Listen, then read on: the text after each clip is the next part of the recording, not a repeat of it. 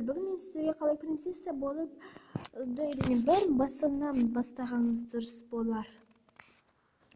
Мен қарапайым қыз едім. Менің 3 досым болды. Керемет қыздар еді. 2 қыз бен 1 ұл. Олардың әрқайсысы өзінің жақсы көретін істері болатын еді. Олар ақылды, бірақ олар оны мазақтап күлетін еді. Олар оған мән бермейтін. Олар мені жақсы көрді. Бір күн мен олармен күшті тамақтанып күліп отырған кезде қасымызда 3 қыз отырды. Олар ең танымал күшті қыздар еді. Керемет, әдемі, сұлу қыздар тұғын. Олардың барлығы оны жақсы көрді. Тек мен ғана. Оларды қарап керемет болдым. Тамаша, олар сондай әдемі, тамаша қыздар ғой дедім. Бірақ мен олардан рахматпын. Сосын біз сурет салып мен жанымда тұрды. Мен әдемілеп салдым да оған көрсеттім. Кәне, енді мен көрші деді. Сосын мен әрине дедім де оны сала бастадым. Оны тамаша қыз көрсетпекші болдым да салдым. Ол болса, мәссаған не деген әдемімін деді. Я, өте керемет дедім. Сосын мен тамашып баратқан кезде ол келді, Эмили еді. Ей, кел, мен сіздің қасымызға отырады. Мен оны қатты таңдандым. Керемет дедім де. Тамаша, сен әдемісің, сен крутысың, сен кереметсің деді олар. Мен қатты күшті дедім. Олардың маған пікірлері қатты ұнады. Мен оларды жақсы көрдім. Олар сондай мейірімді, керемет адамдар болды.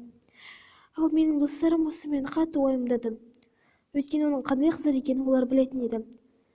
Ол маған жазды, өтінемін, тез келші дейді. Мен оны оқымадым да. Сосын мен осындай қыздардың қастарында болдым. Олар сондай әдемі. Сосын біз дүкенге бардық. Менің киімімді ауыстырмақшы болдым олар.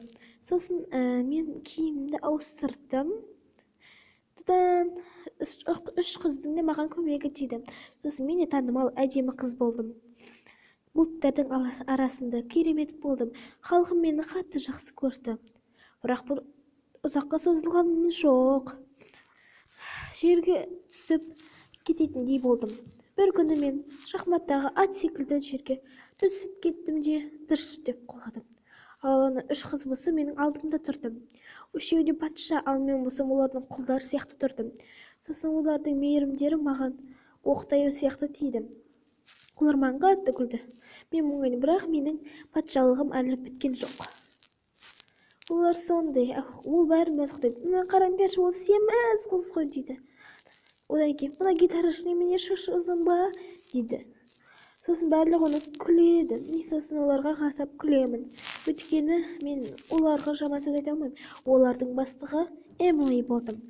Енді мен оларға не істейтінімді білмедім. Себебі олар менің достарым. Мен қалыпты жылап не істейтінімді білмедім. Өте тура мен қуыршақ сияқты, мені олар басқарып отқан сияқты болды. Ал менің достарым ауыздарын жауып жүрді. Сондықтан мен де жаптым. Менің мейірімді қыздарым өте жаман қыздар болып шықты. Сосын маған жаман да, жақсы да пікірлер шықты. Барлығы мені жақсы көрді. Бірақ мен бір шариктің ішіне кіріп кеттім. Үшеуі де мені. Ол үшеуі басқа адамдарды жақсылап, мейірімдісің, ақылдысың деп кіргізеді де, мейірім төгіп ішке кірген екен мазақтай бастайды. Өте жаман. Олар тамаша болды. Бір күн менің досым өтіп бара кезде олар қарап ха-ха деп күлді. Барлығы оған қарап күлді. Немене мына қыз деп мен қатты ашуландым, бірақ ол болса олардың мазақтағанын тура бір үфіріп жіберді. Сосын ол көңілі күліп кетті. Болды, жетер.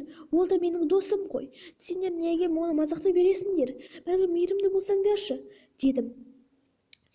Сосын ол маған Эмили тұрып алып, ей, сен өзің келген емессің бе? Кетсең кет, деді. Сосын барлығы күле бастады. Мен қатты аузым жабылдым замокпен. Не істейтінімді білмедім. Ал 3 досым болса керемет болдым. Енді мен олардың қастарына бардым да отырып, өтінемін, мені кешіріңдерші дедім. Мен білген жоқпын. Бұндай болатынын ешқашан білген емес едім, деді. Сосын олар қуана-қуана қашалды. Мен қатты оларды жақсы көрдім. Мен сосын өзгердім, кеттім, өзімнің болуын қайттым. Олар болса маған ашулы. Сосын мен күлдім де оларға барлығы жақсы болатынын көрдім. Жаман қыздан гөрі жақсы қыз әдемі. Көргендеріңізге рахмет, сау болыңыздар.